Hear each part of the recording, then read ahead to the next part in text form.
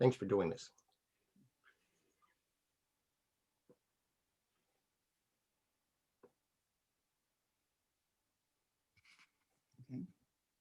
I will wait just a few minutes to see if we have any stragglers.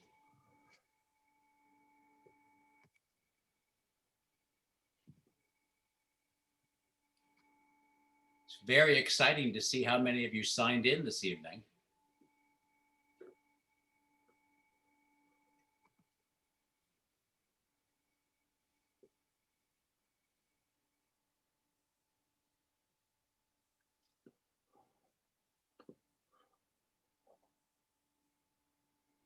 Well, I think I'll begin at 7:02 now.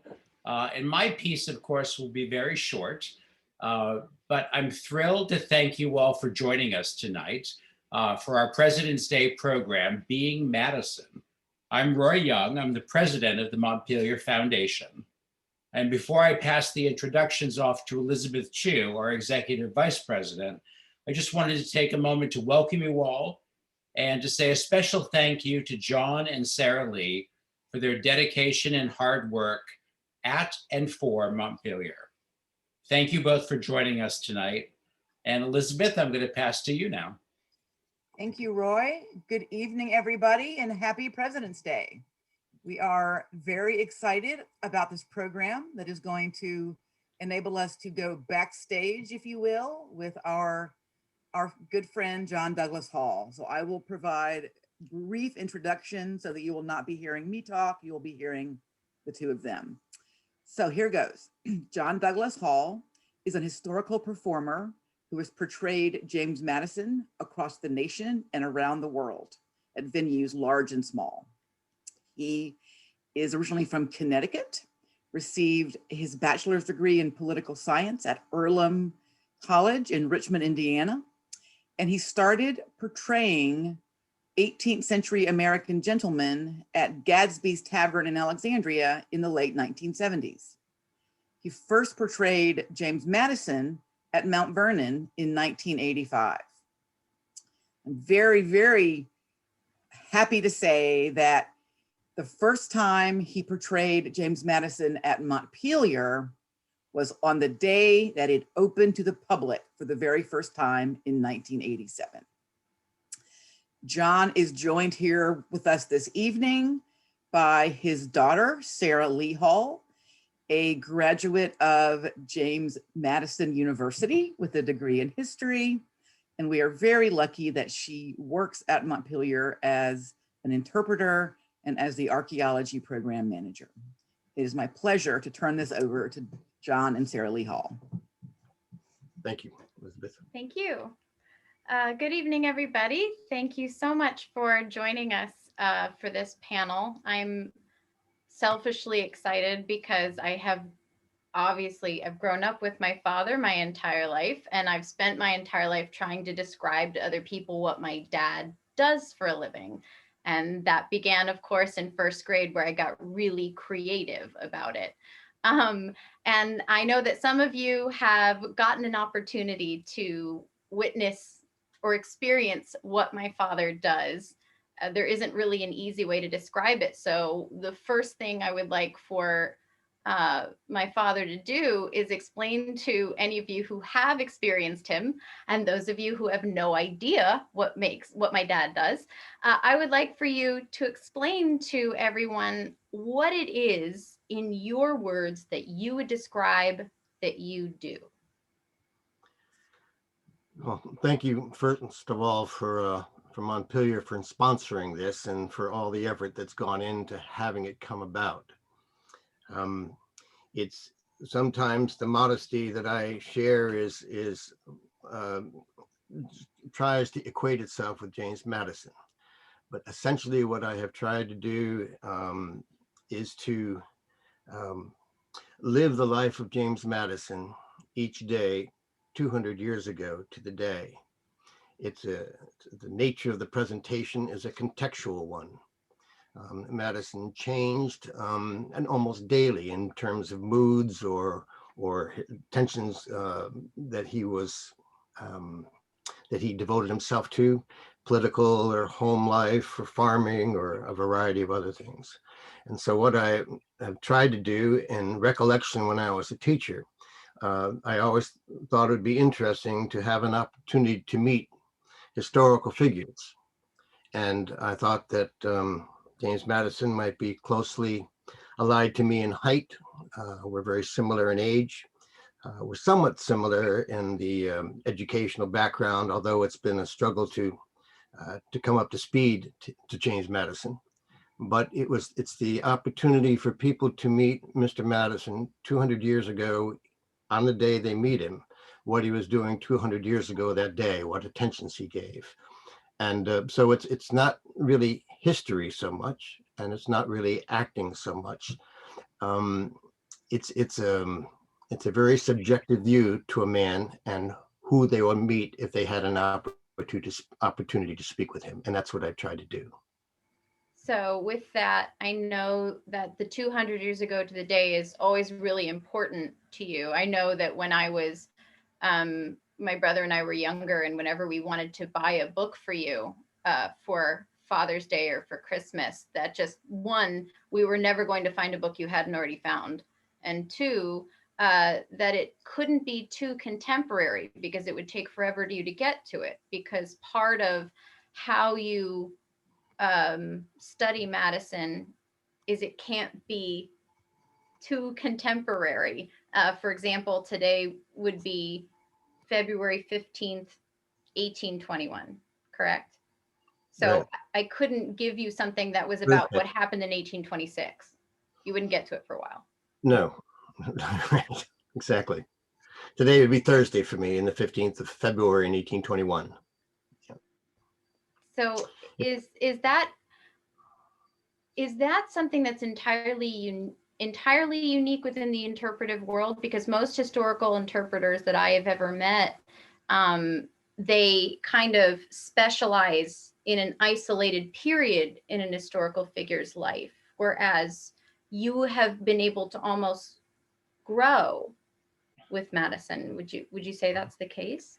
Oh, I very much think so. When I first started interpreting Madison, um, there were many people who were doing historical presentations, but the venues that they would have to present themselves would cover a wide variety of years. So for them to do it well, they'd have to have a complete knowledge for all that span of years. And in generalities and dealing with general subjects, they could quite easily accomplish that. But I also noticed that once they addressed the venue and they covered the whole man's life, there's not a reason for him to return to that venue again. When you're dealing with 200 years ago to the day, people may want to see you 10 years later to see whether you've changed or not. What are your moods, and physically speaking, to see the physical change in a man. I can't really do a presentation of 1787 just now because I'm way too old for that. And conversely, when I was in 1792, people might ask me to do a presentation regarding the War of 1812, but I was ill-equipped to do it to the standard I think I should have. So I started dealing with 200 years ago to the day, and that allows me to get very intensely involved with subjects that he's dealing with. If it's something like the Missouri Compromise, that's been an issue here for nearly 18 months, the admission of Missouri into the Union. And when you follow the arguments as they proceed through the Senate and the discussions that are there in the newspapers or letters you're writing, these things evolve. When you're dealing with the University of Virginia, there are so many changes that have occurred in this process of starting the university. The visitors, the visitors for the University of Virginia have not changed, but the people they're going to hire for professors there at University of Virginia, the financing for it, the opportunity to purchase the property for it, all these details that enter into the process, and they still haven't opened it yet. It's still 1821. In 1821. And I'm not quite sure when it's going to happen, but they've already allocated monies for the building of the dormitories and the pavilions and that type of thing. So you're following this as it goes along, and you're able to discuss the evolution of these matters, and it deals with matters of foreign affairs, whether it's Brazil or Denmark or Russia or France or Kingdom of Two Sicilies or so on. You get to see the evolution of these issues as they arise. And it's fascinating to watch that as you're going along without necessarily wanting to know how it all turns out. Well, and kind of speaking, you mentioned these other countries and all, and I know that one of the things that was always really important to you in interpreting Madison was language, whether it's a mastery of the English language and written word that Madison had, or just being able to speak in other languages, and that's always been extremely important to you. To the point where when I'm going to say a lot about my childhood, by the way, everyone, because it was a really unique childhood, in my opinion, compared to my friends anyway. But, you know, we would have foreign language days in our house where my father would speak to us in maybe it would be French that day or Spanish or something. And he would not speak to us in English for that day. So we found out a lot of really intense command words very quickly. Learned hurry up in most languages that he spoke. So language is a really big part of it because you don't do scripts. That's really important to you, that you just be able to speak in the moment as Madison. So my next question sounds kind of off topic of that, but it isn't. I would like to know, and so I hope other people would, in what ways would you say that Mr. Hall and Mr. Madison are similar to one another? I think we're similar in age. I think we're, I'm a lot more healthy than he was at the time. And I think the difference is my attention to music and I spend a lot of time with music and composition or enjoy playing music quite a bit. Madison is a thinker, and he relates ideas. He draws ideas from others, and he molds them around in his mind considerably. A lot of people refer to the founding fathers as the source of authority for matters of consequence in the 21st century. Madison, I don't think, would be content merely with alluding to merely to the Constitution on issues of principle and issues of Republican government. He is constantly engaged in reflecting on whether something works or not, how closely aligned it is to the view of Republican government, rather than necessarily how close it is to the Constitution. He's conscious that the Constitution was a political agreement amongst men, and the ratification thereof it's a result of having to do something. You have to hand in the paper, even though you don't think the thesis is quite the way you'd like to have it. You still have to hand it in. You have to have something handed in. And with an amendment process to it, one is able to consider rendering the Constitution more concordant with good Republican government, and seeking to have that Constitution reflect good Republican government. In some ways, the Constitution has fallen short.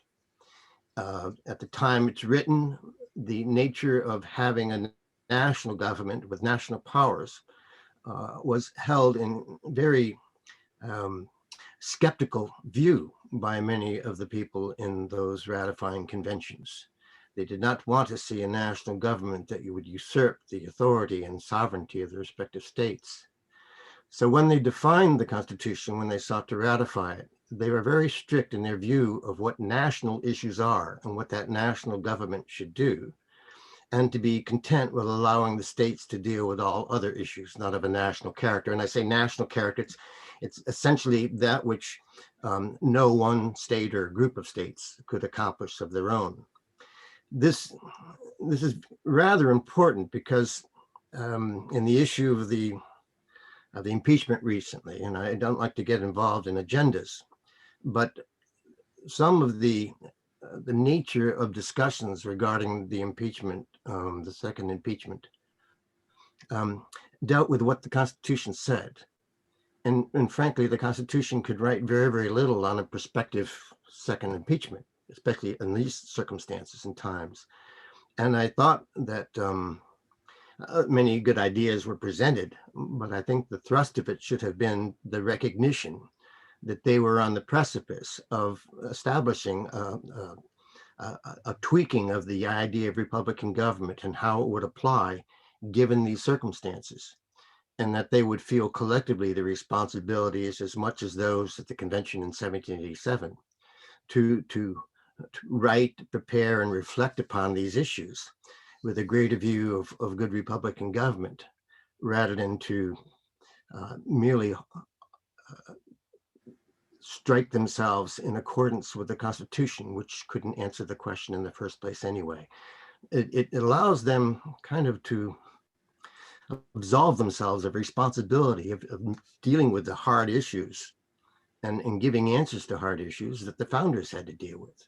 If they only have to refer and make allegations of or allusions to the Constitution, it frees them from having to think about the hard questions and coming up with new answers for them, and answers that would serve not only for this generation, but subsequent generations. It will rise again, I'm sure. And these are the kinds of things Madison thinks about. He spends a great deal of time thinking when he's writing. So when I'm driving, if I'm driving to New England or whatever, I spend a great deal of time of 8 hours not listening to anything, but thinking about these issues. You prepare outlines in your head. You offer premises to yourself, and then you try to argue themselves with yourself. What are the countermanding arguments for them? And this process of reflection is very Madisonian. And I like to think that I was tending toward that before I started being Madison. Madison only set a much higher bar for me in a direction I was already going. I like that.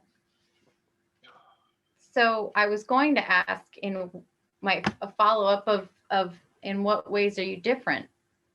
But you kind of touched a little bit on that, but do you have anything more that, because you embody Madison and you have for the majority of my lifetime. I know that I have John Douglas Hall, my father, and I have Mr. Madison, who's not my father. And there was only one time, I think, where my brother and I made the mistake of entering when you were doing a presentation with Bill Barker, who some of you may realize portrays Mr. Jefferson now at Monticello. He was at Williamsburg, and he and my father had this, they used to do many incredible presentations as Jefferson and Madison. And when my brother and I were quite young, we kind of interrupted the entire presentation to explain that we wanted to go see our dad. And that was, I'm sure, quite fun for Mr. Madison. But I learned very quickly growing up that there's John Douglas Hall, my dad, and then there's when you're Mr. Madison. And what's that like for you? Because you're the person being that. You are, because you don't use a script. You are thinking in the moment. You are having conversations with people in live time, back and forth. And so how do you differ from Madison, would you say, in some ways? Well, I think to do what I seek to do, and there, I have to say, there are many forms of doing these kind of historical interpretations. There's a fellow, I think, in Madison, Connecticut, who dresses as Madison for every 4th of July there, and he's really pleased that it becomes the town James Madison, and it's good.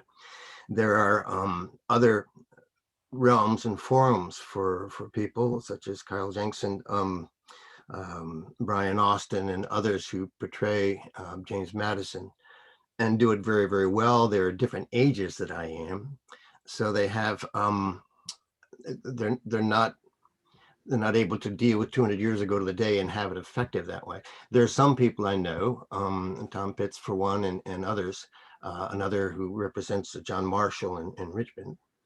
And they deal with they deal with their age, the age of the person they're representing. So if they're 27 and the person they are dealing with is 27, that's the period they'll deal with, no matter what year that shows up in. And they'll follow the person's life day by day. It's just not 200 years ago to the day. It's 200 years ago to their birthday, basically. And they're very effective that way. You create a realm for yourself, a thought process.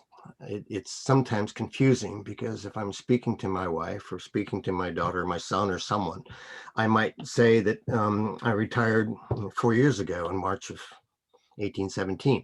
I think of it 1817 as being 4 years ago. And it's a little confusing to them when I refer to 4 years ago. When I'm really referring to 1817, they're thinking I'm talking about 2017. So sometimes the conversation is a little bit confuted in the 21st century more than they are for me in the basically 19th century, early 19th century.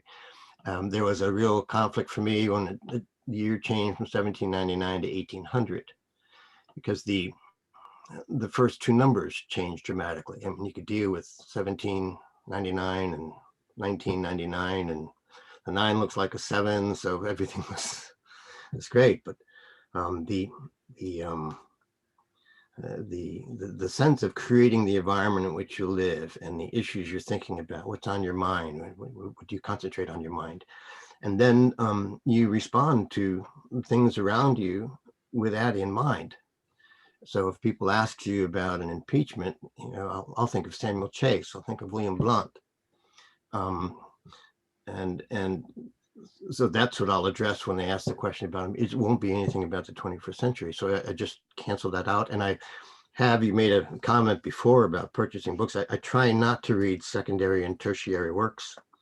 I tend to deal with the newspapers he read, the actual newspapers, and the correspondence he does, and reports that he had when he was Secretary of State and President. It was a massive job to try to keep up with these things. And it was it was quite a challenge to try to do it.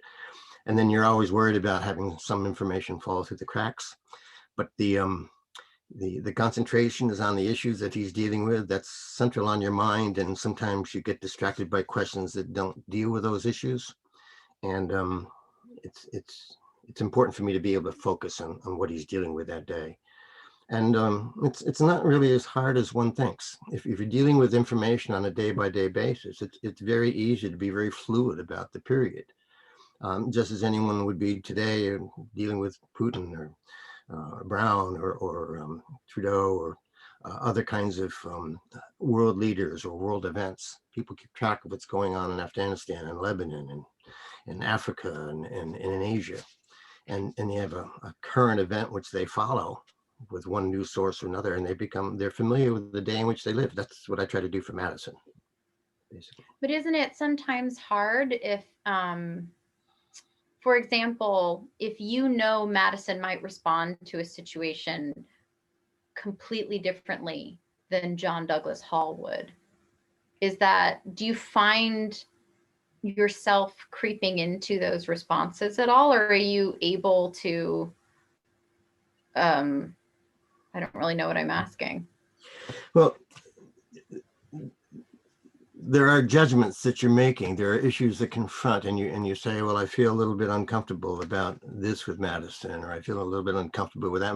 One classic example is people wanting to know what your views on religion are, what Madison's views of religion are. And Madison, as well as myself, have always felt that kind of a subject is very personal to him. And it should be a little consequence to others what my personal views of religion are. It should be more a consequence to them what is being done nationally or on the political arena regarding the exhibition of principles. They're principles exhibited in the Declaration of Independence. We've seen 200 years of a struggle for Indian nations and for getting ourselves out of slavery and bringing equality and suffrage, a sense of recognition of the fact that women and men, the person's intellect is not predicated on their gender. and the nation's history has been a history of making one step after another, but we still don't absolve ourselves of the prejudices that we have. And so when an issue arises regarding, for instance, slavery in Madison and so on, I try not to address it, because it will sound, first of all, to the 21st century mind, as if I have a particular agenda that I want to either advocate or refute. Secondly, it's not in character with Madison to really discuss an issue like that in public when he realizes himself the dichotomies that are inherent in it. There are many in that period who would align themselves unequivocally with a principle, but recognize that the practice is so far away from achieving what the principle recommends for the society.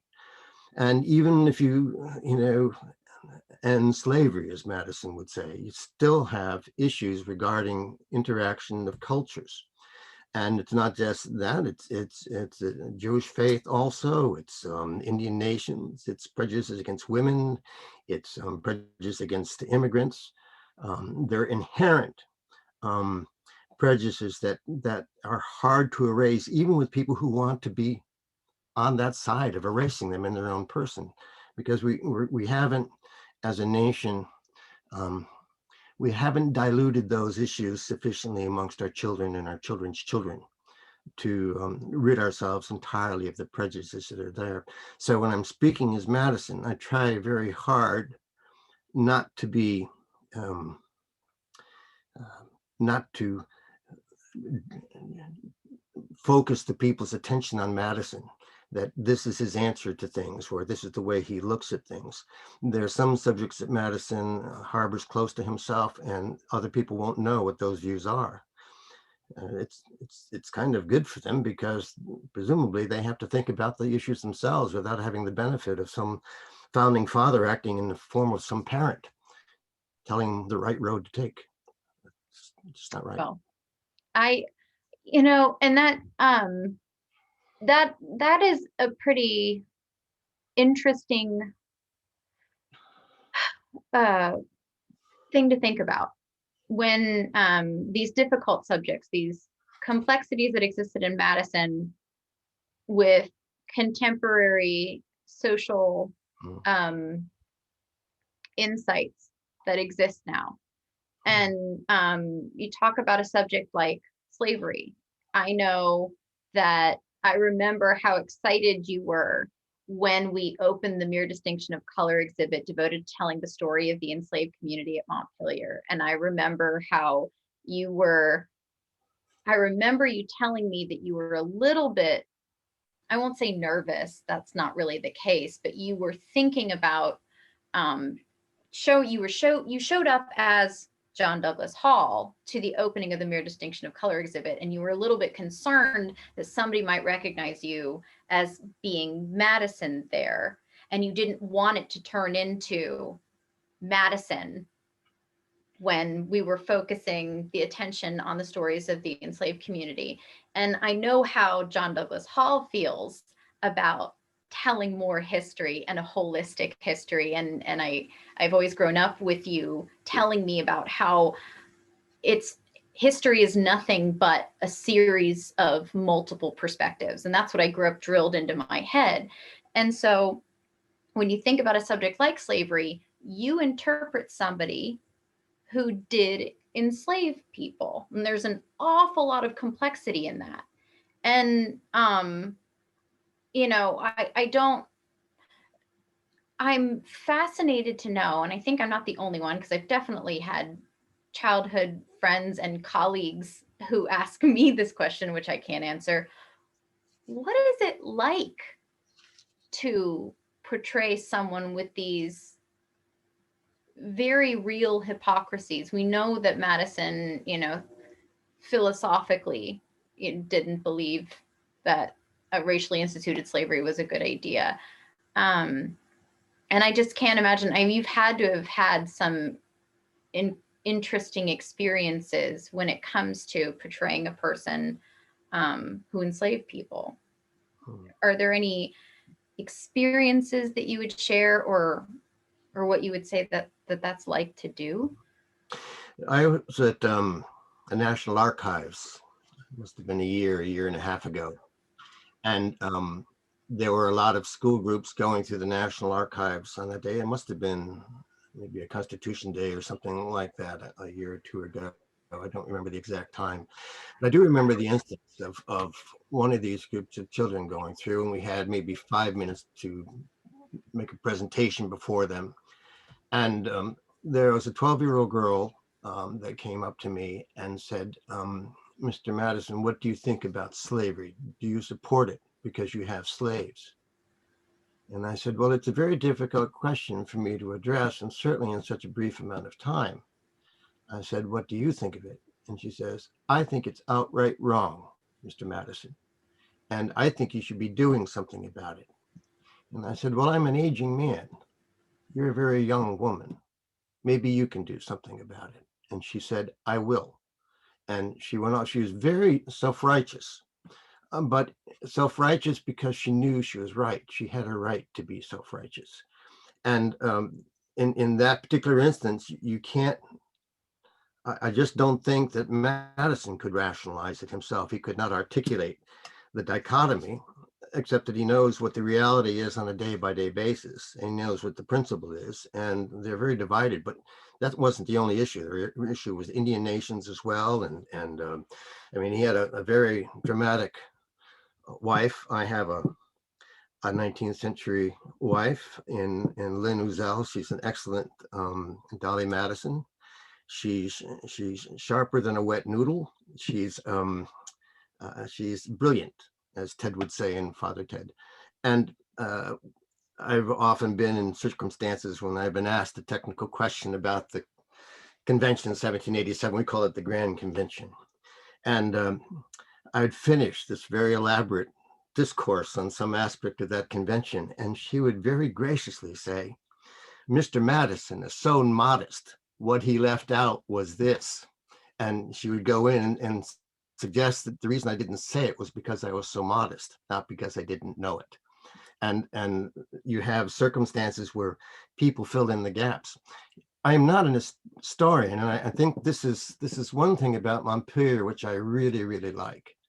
They have a lot of they have so many competent people in so many different fields at Montpelier that I don't have to tell the history of these things. I don't have to I don't have to put in context many of these issues.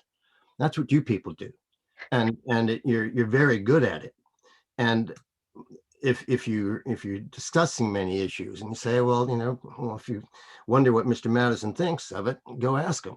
And they come and ask me, and I say, I don't talk about that. And they leave saying, well, Mr. Madison didn't teach me anything.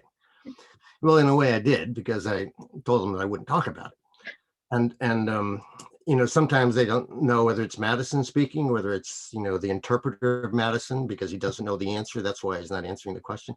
But if you can give chapter and verse on other subjects that are subjects he would discuss, then they can get further confidence that you may know about the subject you're refusing to answer upon, but don't do it because that's what Madison would not respond to it. And it's certainly, religion is the same way.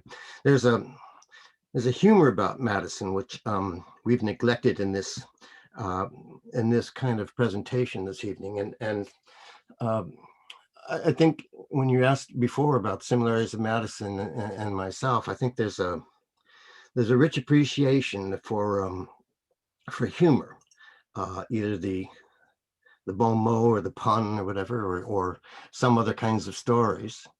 And when I'm in circumstances of maybe 4 or 5 people sitting around with Ben Franklin and Thomas Jefferson and Albert Gallatin or whatever, and you're sitting at a dinner and you're eating with one another, you're at liberty to tell a story. Sometimes the sponsor will be there and maybe a table of about 10 people, so it's intimate.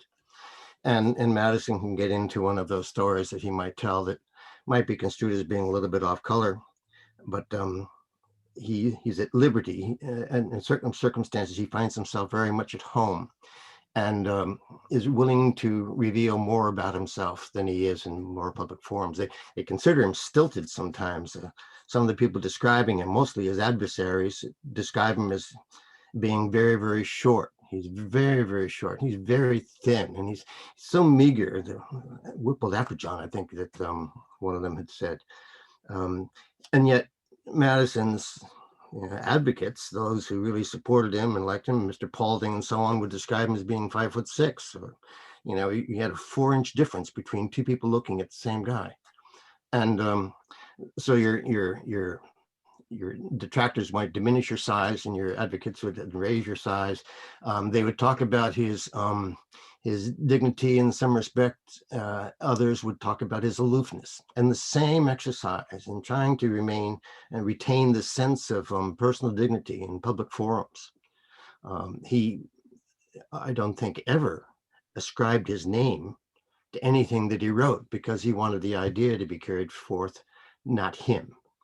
And this particular exercise this evening is very much unusual for me, because I don't like to speak of it. It elevates myself to the level of Madison, and I'm not quite sure I'm quite worthy of that. And I would rather have people see Madison when they see Madison than to see someone portraying Madison. I don't want them to see an actor. I want them to see Madison. And it's a little bit hard to do. It's certainly being at Montpelier helps a great deal. But in other forms, you have to kind of establish yourself by saying enough things to the audience that the audience already knows, that they feel comfortable in accepting things from you that they don't know.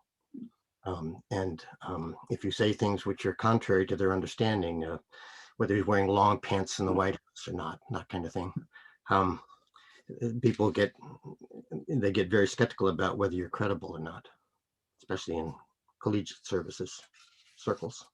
I know that my whole life I've gotten to see you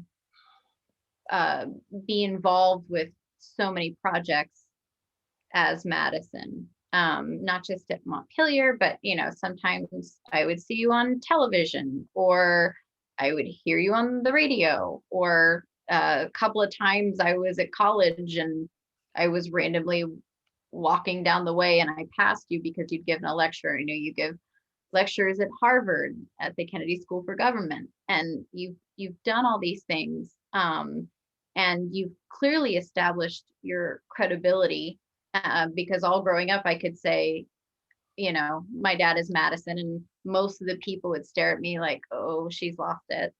And a few of them would go, oh, I know exactly who your dad is. For a lot of people, at least in the past 34 years, that now there are more historical interpreters, which I think is great, and I know you think is great. But for the past 34 years, you've been Mr. Madison for a lot of people. And I find it hard to believe that when John Douglas Hall was 6 years old and someone asked him, what do you want to be when you grow up? He said, 4th president of the United States. I'm curious, how did you get into this profession? Like all things, it's default. I taught when I graduated from college. The Vietnam War was just ending, and I wasn't certain whether I'd be gone there. And my local high school called me and asked me to teach for 4 months in music history for 7th and 8th graders. And I thought, oh, what a wonderful experience that would be. And I really enjoyed teaching a lot, especially that age group. Very volatile, very short attention span. And you constantly had to be thinking and trying to stay one step ahead of them, and being sporting about things, but being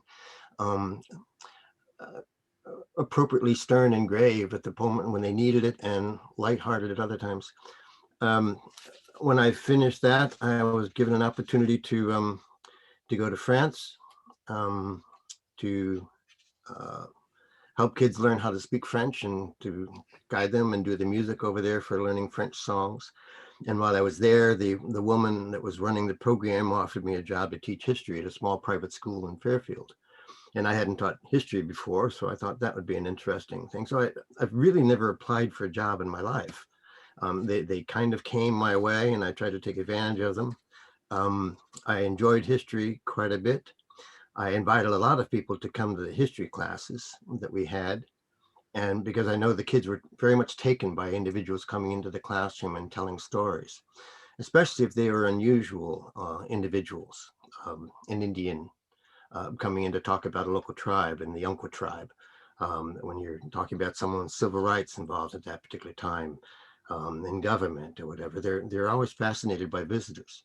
So I knew it was important to kids.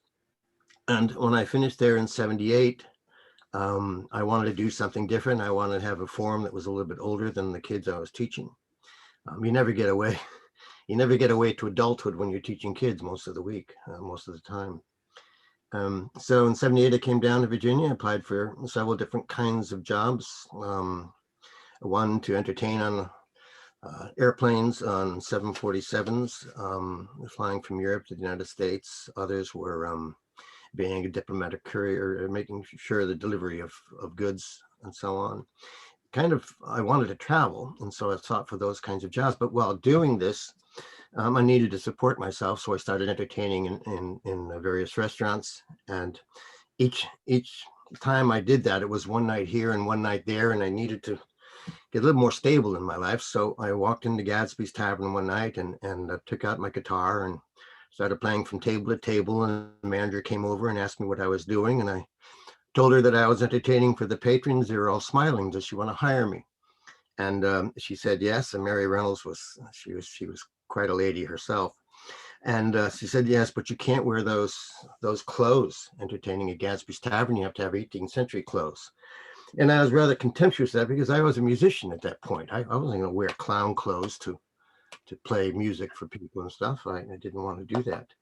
But I'd had some experience with Civil War reenactments. I knew what authentics were. I knew what farbs were. And I said, let's make a go of it. And so I did. And it very quickly realized that I'm in the middle of the Revolutionary War in 1978. It's 200 years ago. So I started keeping track of what battles were taking place on that day and what events took place on that day. There are calendars all over the place that gave indication of the Supreme Court or the Congress or whatever. So I did that until one night a fellow from South Carolina came in with a foretop, and he very quietly pulled me aside at one point and said to me, with all due respect, how could you possibly know what was going on in South Carolina today?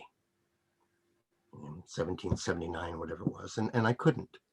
And I very sheepishly sidled away from the table, realizing that I was completely inauthentic and completely off the ball, but started getting involved in and reading what newspapers came in Alexandria, what ships were into port, what was the cost of corn and bushels of corn, how long did it take to get certain articles from Europe, how long did the ships take to get back and forth, and when did they travel, and spring shipping and all that.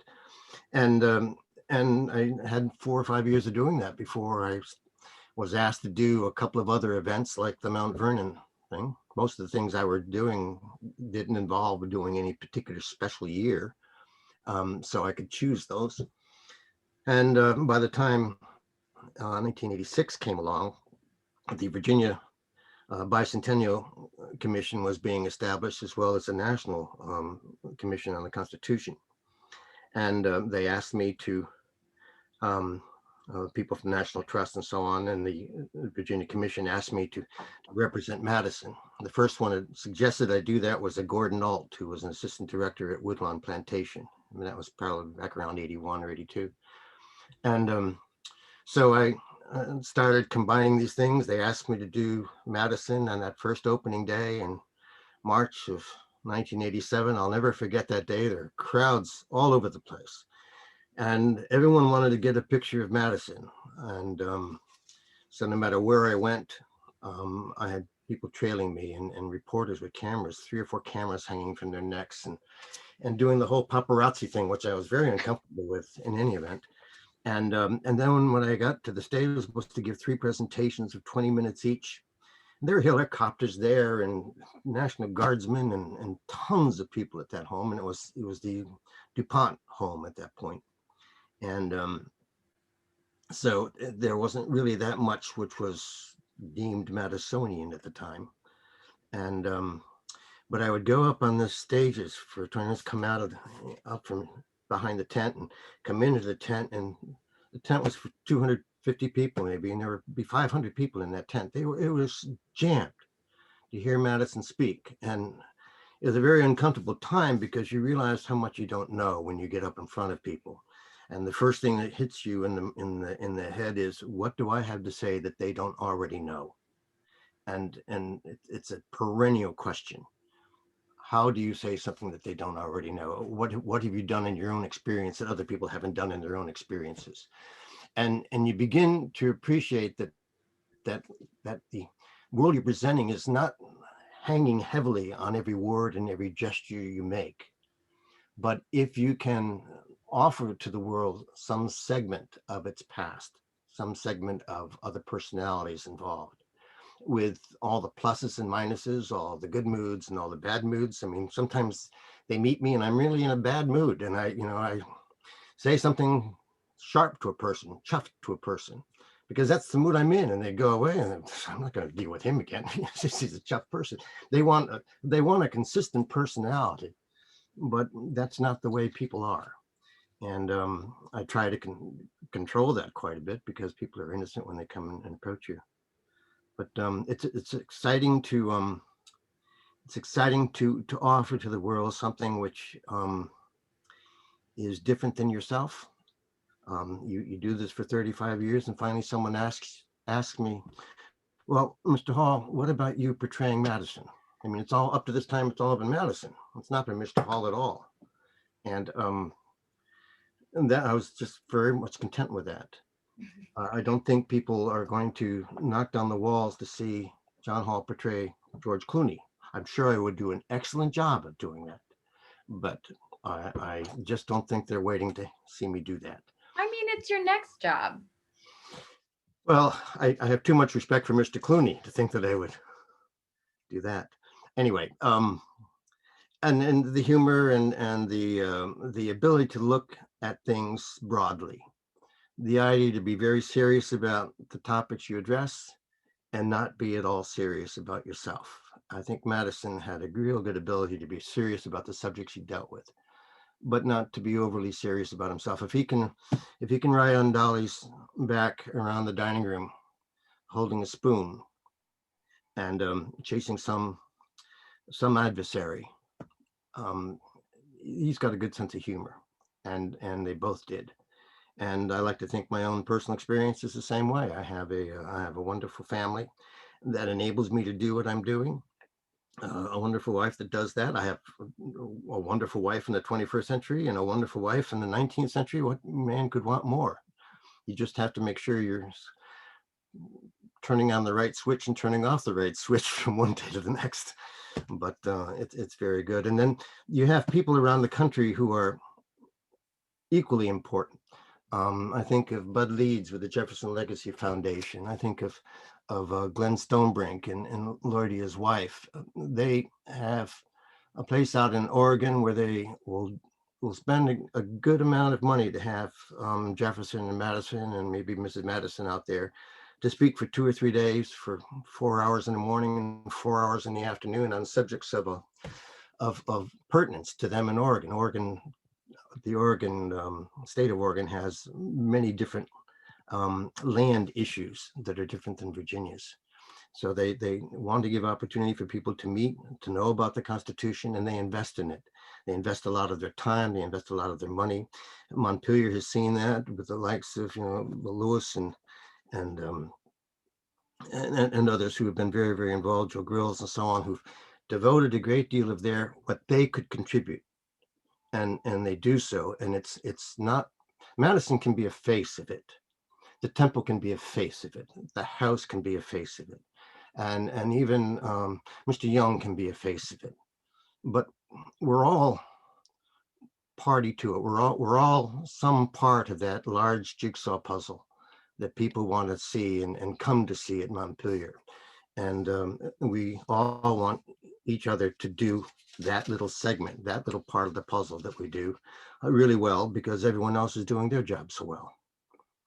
There was that fellow I met. We have a question from the audience. I'd like to encourage more questions if you don't mind. So please type your questions into the Q&A if you have one. Sharon asks, what has been your main source of material? What has been your main source of material obtaining specific to the day information? It would seem to take years to piece events together. Advice for teachers telling the same story on a time budget. I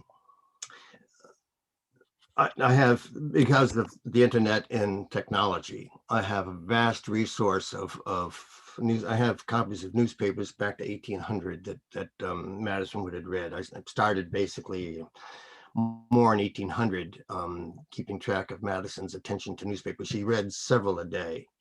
Both the Secretary of State and President. When he retired in 1817, he lived in basically to the City of Washington Gazette and the National Gazette. And those were 3 days a week, Monday, Wednesday, and Friday for one, and Tuesday, Wednesday, Thursday, and Saturday for the other. But for a teacher, and I've had the experience in teaching, particularly 7th and 8th, 9th grades, a teacher that can take just one copy of any paper of any day and have the kids review it, maybe have the same copy copied over several times. They can look at it and say, well, how long does it take, how long did a ship take to get from Liverpool to the country? What is it that they're buying? There are many articles that the kids wouldn't even know the names of, and so they can research that. One can deal with the type of subject on one day and spend a week dealing with what a fellow does with 1 day of his life. Writing with a quill pen, giving one sheet of paper to them, and they have to think about what they write because they only have one sheet of paper to write it on. Writing on that same sheet of paper and writing on one side and writing on the other side, and then turning it 90 degrees and writing on the letter on the other. They get an idea of the scarcity of paper and the idea of formulating ideas. And creative ways of looking at it, taking a map and looking at it for 1 week. And it might be a map of maybe early America or something, early Virginia, and looking at the map and saying, what do I see in the map? Are there lines? Are there languages? Are there number systems? Are there references to places? Have they nouns and verbs? All these kinds of things can happen with a teacher in using materials. And it's enough to give the effect of something. And I think that's really, really good for it. The resources I have, I do read newspapers for a number of years that way. The papers of James Madison that have been done in the University of Virginia, John Stagg and Mary Hackett and a host of others have just done an incredible job. You can see them behind me, the volumes, 17 volumes, just the congressional series, and then several volumes in the Secretary of State and the presidential series and the retirement series. And these are very strongly notated, incredibly notated works. And the Washington papers that were done there also, and the Jefferson papers, and all these works that have been done by people who've done the research and done the notations for it. You read about the Logan Act and you want to know who Logan, you can just go to the footnote and find out. So there's a lot of resources. I could never do the research myself. I had to make it available for me. I copied out all the proceedings of each of the Congresses up to the 16th Congress now, actually up to the 15th Congress when I was there, presentations of speeches and so on. It's exciting, and I'm sorry I get a little more animated in talking about it, but now that you've asked, Sharon, that's my answer, and that's the short answer. Here's another question from Lindsay. If you could spend an evening with President Madison, what would be your first questions of him? Where did he put the money? Now, I don't think I would enjoy an evening with Madison, but it's not so much who Madison is, it's what Madison brings out of other people. And so Madison has reflection, thoughts about things, but his social abilities when he had people visit him would be to ask them about their attitudes about agriculture or foreign trade and Madeiras and so on. He elicits from the people there at the table a great deal of information about who they are. And it strengthens each person at the table as each one reveals themselves and their attitudes or something. We did one session with Jefferson, Mr. Barker, and Ralph Archibald in Williamsburg a number of years ago, where they had 60 people arriving, and each one of us took 20 of the people for one day, and then every day they switched them. And last night we had a dinner at Williamsburg Lodge, and we were kind of in the dais with lavalier microphones. And we sat down to dinner, and everyone who was attending, the 60 people attending, were in tables around us, kind of a little bit darkened area. And we had a conversation with one another that night, and it went all over the place. There's no script, there's no direction, there was nothing said about what we're going to talk about. And so everything from the glassware to the nature of the silverware to the foods to the subjects at hand of the day, all kinds of subjects were discussed. And we could do so because we felt so confident with the person we were with that we could elicit characteristics of their personality in that conversation. And you learn more about Jefferson, and you learn more about Franklin that way. And when you sit down at a table today, you sit down because you want to learn from the people who are there. Your personality comes in who you bring together, not who you are. They reflect that quite a bit. I probably would ask Madison. What would you ask him? What would I ask? I don't know what I would ask him. It probably would be on the spur of the moment. You know, why? What's he going to do about the column at the temple that seems to be aging a little bit? Is he going to repaint it, or isn't he going to repaint it? What is he going to do about the ironworks, where the ironworks were? And how is he going to improve his situation of bringing his meager tobacco crop from the Black Meadow, and to make sure that William Sloan receives it in Fredericksburg and can send it off on some schooner to Lisbon? Elizabeth, you're muted a little. We have several other audience questions. Heidi is asking, what is your favorite Madison Jefferson friendship story? Yes. Bart and I have had a number of experiences, but one of them was Jefferson needed a horse. His horse went lame, and he needed to borrow a horse from Madison to get home or wherever he was going. The circumstances become muddled in the course of time. But essentially, Madison gave Jefferson a horse, which he rode for a while. And when he was riding the horse, that horse went lame. And they had to shoot him. And Jefferson felt really badly about having to shoot one of Madison's horses, and that it went lame, and felt he ought to pay for it. And Madison said to Jefferson, look, I gave you a bad horse. You don't have to pay me for anything. I was the one that gave you the bad horse. And you have this interchange almost the rest of their life about, who's going to pay for this darn horse. And it comes up from time to time. And there are stories like that, possessions that they have. I remember Mrs. Madison and I going up the hill to Monticello once, and Jefferson was always renewing his house at Monticello. It was always in a state of, it's never in the pristine state it is now.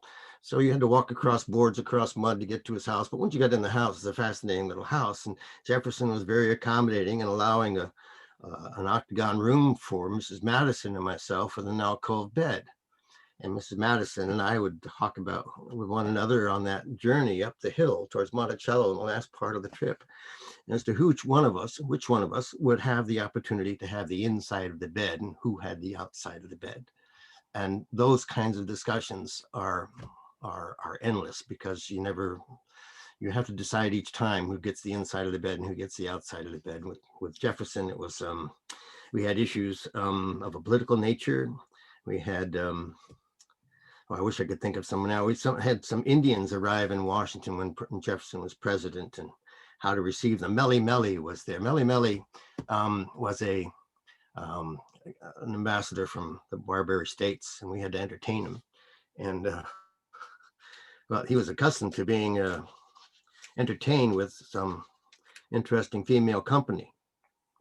And the joke was whether we could provide him with that during his stay in Washington City, and whether we could charge it to the State Department as under international affairs.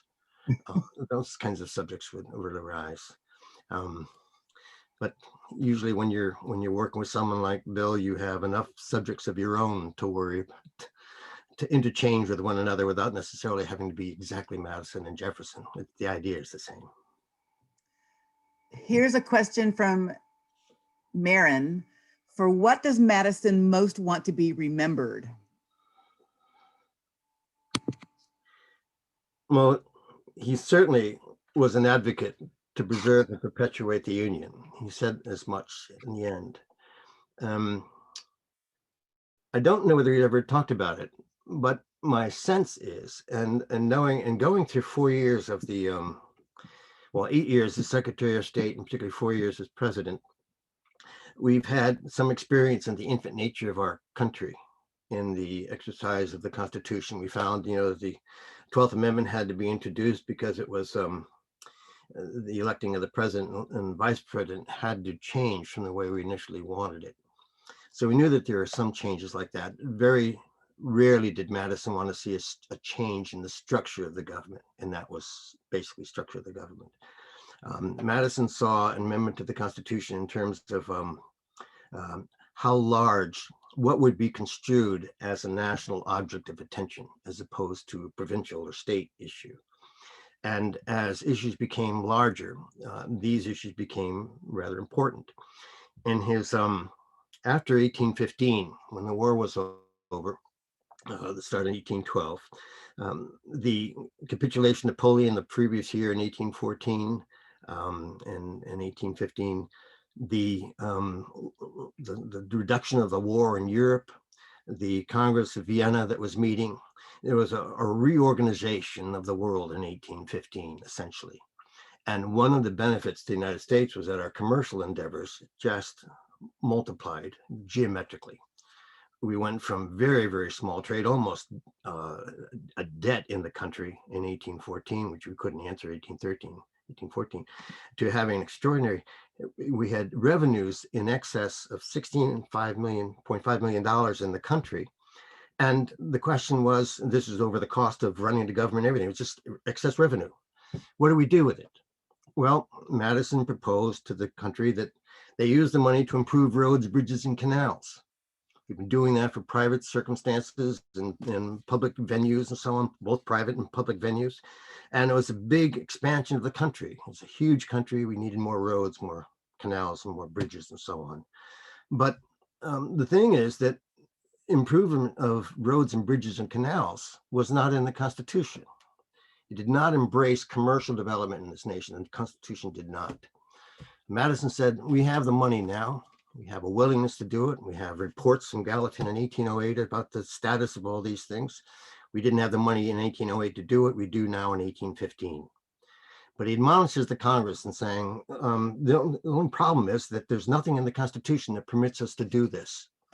And so you need to write an amendment to the Constitution to enlarge the realm of what is construed as national objects of the national government.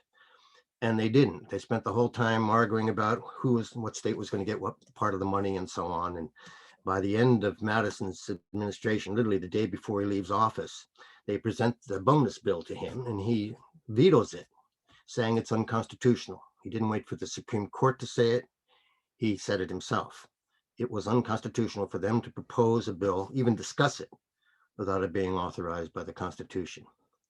So the bill was refused and vetoed. They bring it up the following year in Monroe's administration, and they're discussing all about improving roads and bridges and canals again. And at the same time, I'm looking at basically 2018, 2019, 2020, when Trump and the Congress are talking about improving roads and bridges and canals in this country. And I'm saying, did I miss something in the last 200 years? Was there an amendment to the Constitution that enlarged the authority of the Constitution to do this?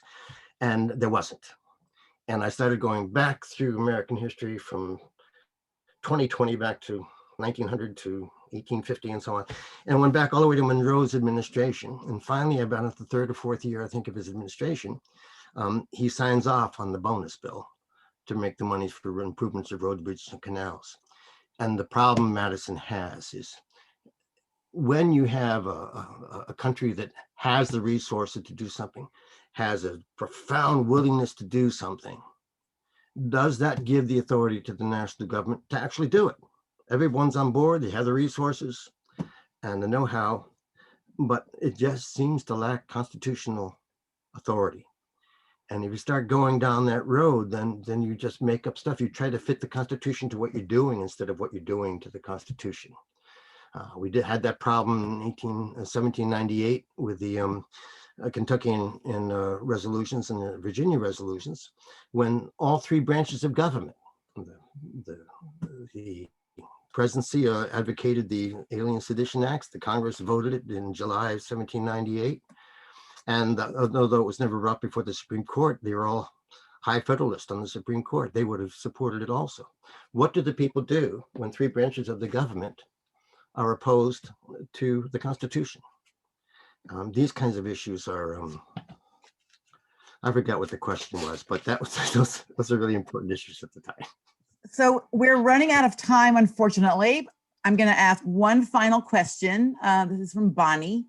What occupied your day today, February 15th, 1821? Oh, February 1821. Yes.